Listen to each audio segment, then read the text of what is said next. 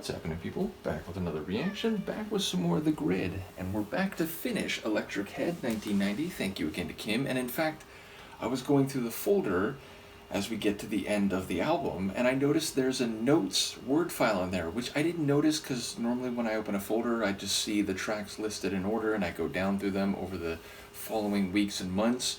So yes, I appreciate the notes and I have now seen them, but yes, I was unaware of them just because my eyes did not scan all the way through the folder until now. In any case, Kim did mention last time that the tune Flotation, which is the first thing we're going to hear here, is one of their more famous tunes, and that Virtual, a track that finishes the album, is essentially a couple minute, I think she called it an electronic heartbeat, or an ambient heartbeat, that's what it was. So yes, we'll listen to them together. So yes, ultimately Flotation, speaking to the manner of buoyancy for something within a liquid medium. Luca, can you please not do that? That would be helpful.